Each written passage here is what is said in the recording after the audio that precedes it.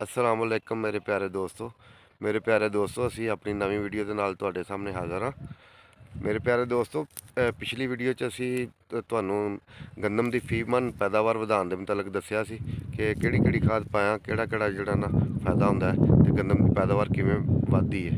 ਤੇ ਅੱਜ ਅਸੀਂ ਗੰਦਮ ਦੇ ਫੇਰ ਖੇਤ ਦੇ ਵਿੱਚ ਹਾਂ ਤੇ ਸਾਡੀ ਦੂਸਰੀ ਵੀਡੀਓ ਵੀ ਗੰਦਮ ਦੇ ਉੱਤੇ ਹੀ ਹੈ।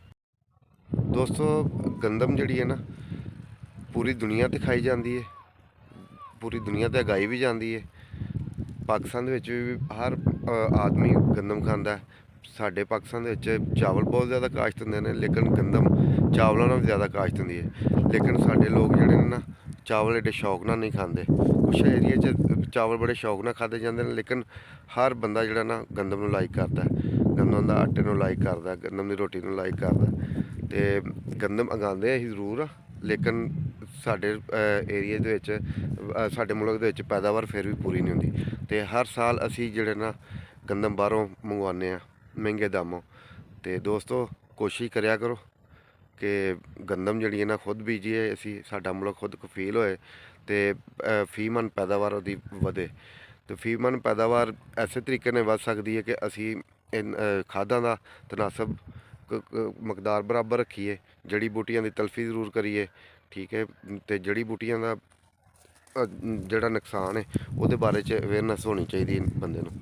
ਤੇ ਅੱਜ ਅਸੀਂ ਤੁਹਾਨੂੰ ਦੱਸਾਂਗੇ ਕਿ ਜੜੀ ਬੂਟੀਆਂ ਜਿਹੜੀਆਂ ਨੇ ਨਾ ਉਹ ਗੰਦਮ ਦੀ ਪੈਦਾਵਾਰ, ਫੀਮਨ ਪੈਦਾਵਾਰ 'ਤੇ ਕਿਵੇਂ ਅਸਰਅੰਦਾਜ਼ ਹੁੰਦੀਆਂ ਨੇ। ਕਹਿੰਦੇ ਨੇ ਦੋਸਤੋ ਕਿ ਜੜੀ ਬੂਟੀਆਂ ਜਿਹੜੀਆਂ ਨੇ ਨਾ ਉਹ ਜ਼ਮੀਨ ਦੀ ਸੱਕੀ ਔਲਾਦ ਤੇ ਜਿਹੜੀ ਹੈ ਨਾ ਆਪਣਾ ਫਸਲ ਜਸਟ ਲਾਈਕ ਜਿਵੇਂ ਗੰਦਮ ਹੈ, ਚਾਵਲ ਹੈ, ਕੋਈ ਵੀ ਫਸਲ ਹੈ, ਉਹ ਮਤਰੇਈ ਔਲਾਦ ਹੈ।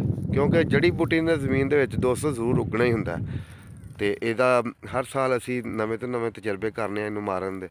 ਤੇ ਅੱਜ ਅਸੀਂ ਤੁਹਾਨੂੰ ਦੱਸਾਂਗੇ ਕਿ ਜੜੀ ਬੂਟੀ ਜ਼ਮੀਨ ਦੇ ਫਸਲ ਦੇ ਉੱਤੇ ਕਿਵੇਂ ਅਸਰਅੰਦਾਜ਼ ਹੁੰਦੀ ਹੈ ਤੇ ਇਹਦੇ ਝਾੜ 'ਚ ਕਿਵੇਂ ਨੁਕਸਾਨ ਦਿੰਦੀ ਹੈ ਗੰਦਮ ਦੇ ਝਾੜ ਦੇ ਉੱਤੇ।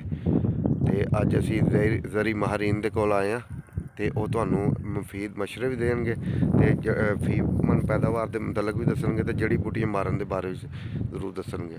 ਤੇ ਇਹਦੇ ਨਾਲ ਹੀ ਅਸੀਂ ਹੁਣ ਚੱਲਦੇ ਹਾਂ ਜ਼ਰੀ ਮਾਹਰੀਨ ਦੇ ਕੋਲ। ਤੇ ਉਹ ਤੁਹਾਨੂੰ ਉੱਥੇ ਉਹਨਾਂ ਕੁਛ ਲੋਕ ਇਕੱਠੇ ਕੀਤੇ ਨੇ ਜ਼ਿਮੀਂਦਾਰ ਭਰਾ, ਉਹਨਾਂ ਦੇ ਕੋਲ ਉਹਨਾਂ ਨੂੰ ਸਮਝਾਵਾਂਗੇ ਵੀ ਅਸੀਂ, ਤੇ ਨਾਲੇ ਉਹਨਾਂ ਕੋਲ ਅਸੀਂ ਵੀ ਗੱਲਾਂ ਸਵਾਲ ਕਰਾਂਗੇ ਤੇ ਸਾਨੂੰ ਜਵਾਬ ਦੇਣਗੇ ਤੇ ਉਹ ਵੀ ਸਾਨੂੰ ਸਵਾਲ ਕਰਨ ਤੇ ਅਸੀਂ ਜਵਾਬ ਦੇਵਾਂਗੇ। ਆਓ ਹੁਣ ਅਸੀਂ ਉੱਤੇ ਚੱਲਦੇ ਹਾਂ।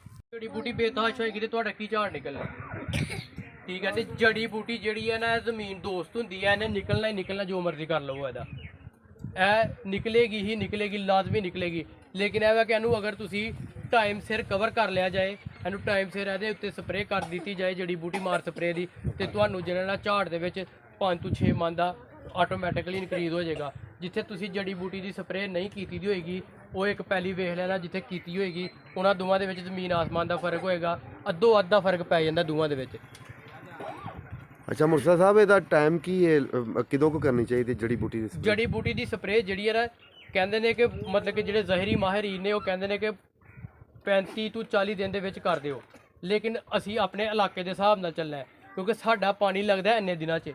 ਅਸਲੀ ਗੱਲ ਹੈ ਨਾ, ਪਹਿਲਾ ਪਾਣੀ ਜਿਹੜਾ ਹੈ, ਕੁਝ ਲੋਕ ਪਹਿਲੇ ਵੀ ਸਪਰੇਅ ਕਰ ਲੈਂਦੇ ਨੇ। ਅਗਰ ਤੁਸੀਂ ਪਹਿਲੇ ਸਪਰੇਅ ਕਰ ਸਕਦੇ ਹੋ ਤੇ ਉਹ ਵੀ ਬੈਸਟ ਹੈ, ਅਗਰ ਤੁਸੀਂ ਬਾਅਦ 'ਚੋਂ ਕਰਨੀ ਹੈ ਤੇ ਉਹ ਵੀ ਬੈਸਟ ਹੈ।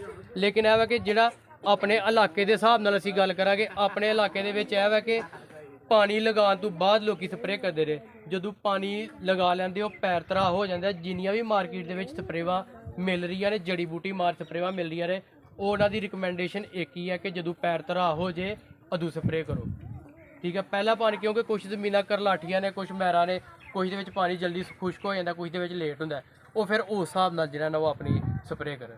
ਤੇ ਜੜੀ ਬੂਟੀ ਦੇ ਹਵਾਲੇ ਨਾਲ ਜਿਹੜਾ ਨਾ ਬਕਾਇਦਾ ਇੱਕ ਵਾਰੀ ਫਿਰ WhatsApp ਕੋਲੋਂ ਅਸੀਂ ਟਾਈਮ ਲਵਾਂਗੇ, ਉਹਦੇ ਹਵਾਲੇ ਨਾਲ ਸਿਰਫ ਅਸੀਂ ਫਿਰ ਉਦੋਂ ਜੜੀ ਬੂਟੀ ਦੀ ਗੱਲ ਕਰਾਂਗੇ। ਹਾਂ, ਉਦੋਂ ਸਪਰੇਅ ਕਰਾਂਗੇ, ਕਿਉਂਕਿ ਉਹਦੇ ਵਿੱਚ ਦੋ ਚੀਜ਼ਾਂ ਨੇ। ਇਸ ਸਾਈਡ 'ਤੇ ਤਾਂ ਮੇਰਾ ਖਿਆਲ ਹੈ ਘੱਟ ਹੈ, ਕਿਉਂਕਿ ਨੁਕੀਲੇ ਪੱਤੇ ਦੇ ਵਿੱਚ ਮਤਲਬ ਕਿ ਕੁਛ ਐਸੀ ਸਲਾਈ ਸਿੱਟੀ, ਇੱਕ ਨਵੀਂ ਬਿਮਾਰੀ ਆਈ ਦੀ ਹੈ ਕਿ ਸਲਾਈ ਸਿੱਟੀ ਨਿਕਲ ਆਉਂਦੀ ਹੈ। ਹੁਣ ਸਲਾਈ ਸਿੱਟੀ ਦਾ ਕੋਈ ਤੋੜ ਨਹੀਂ ਹੈਗਾ, ਲੇਕਿਨ ਸਾਡੇ ਕੋਲ ਇੱਕ ਐਸਾ ਫਾਰਮੂਲਾ ਹੈਗਾ ਜਿਹੜਾ ਸਲਾਈ ਸਿੱਟੀ ਨੂੰ ਕੰਟਰੋਲ ਕਰ ਲਏਗਾ, ਸਲਾਈ ਸਿੱਟੀ ਨੂੰ ਵੀ ਮਾਰ ਦੇਗਾ। ਉਹ ਉਹਦੇ ਉੱਤੇ ਜਿਹੜੀ ਹੈ ਨਾ ਬਰੀਫਲੀ ਜਿਹੜੀ ਹੈ ਨਾ ਮੀਟਿੰਗ ਇੱਕ ਵਾਰੀ ਫਿਰ ਦੁਬਾਰਾ ਅਸੀਂ ਤੁਹਾਡੇ ਕੋਲੋਂ ਖਿਦਮਤ ਦਾ ਮੌਕਾ ਲਵਾਂਗੇ, ਉਹਦੇ 'ਤੇ ਫਿਰ ਤੁਹਾਡੇ ਨਾਲ ਡਿਸਕਸ ਕਰਾਂਗੇ। ਕਿਉਂਕਿ ਕਿਸੇ ਦੋਸਤ ਦਾ ਹੋਰ ਕੋਈ ਸਵਾਲ ਹੈ ਤੇ ਉਹ ਪੁੱਛ ਸਕਦਾ। ਜਰੀ ਲਾਈਏ ਸਮਿਆਂ ਦੀ ਜੀ ਜੀ। ਉਹਦੇ ਵਿੱਚ ਉੱਗੀ ਗਾਜਰ ਬੂਟੀ, ਜੀ ਜੀ। ਉਹਦੀ ਕੋਈ ਸਪਰੇਅ ਹੈ ਤਾਂ ਦੱਸੋ। ਫੱਬੀ ਚਰੀ ਦੇ ਵਿੱਚ ਨਹੀਂ ਕੋਈ ਵੀ ਸਪਰੇਅ ਜਿਹੜੀ ਹੈ ਨਾ ਉਹ ਨਹੀਂ ਕਰਨੀ। ਉਹ ਹੱਥਾਂ ਨਾਲ ਕੱਢੀ ਪੁੱਟੀਏ ਉਹਨੂੰ, ਹਾਂਜੀ ਉਹਨੂੰ ਹੱਥਾਂ ਨਾਲ ਪੁੱਟੀਏ। ਹਾਂ, ਉਹ ਚਰੀ ਦੇ ਵਿੱਚ ਨਹੀਂ, ਮਤਲਬ ਕਿ ਅਸੀਂ ਸਪਰੇਅ ਨਹੀਂ ਕਰ ਸਕਦੇ ਉਹਦੇ ਵਿੱਚ, ਕਿਉਂਕਿ ਚਰੀ ਦੇ ਵਿੱਚ ਸਪਰੇਅ ਕਰਾਂਗੇ ਚਰੀ ਨੂੰ ਨੁਕਸਾਨ ਹੋਏਗਾ। ਹਾਂਜੀ, ਜਿਹੜੀ ਹੁੰਦੀ ਹੈ ਨਾ ਮਕਈ ਦੇ ਵਿੱਚ ਅਸੀਂ ਸਪਰੇਅ ਕਰਵਾਉਂਦੇ ਹਾਂ ਜੜੀ ਬੂਟੀ ਉਹਨੇ ਉਹ ਸਮਿਆਂ ਦੀ ਲਾਈ ਹੈ ਨਾ ਹੁਣ, ਹਾਂਜੀ ਹਾਂਜੀ, ਮੈਂ ਸਮਝ ਗਿਆ ਤੁਹਾਡੀ ਗੱਲ। ਤੇ ਗਾਜਰ ਬੂਟੀ ਚੜੀ ਹੈ।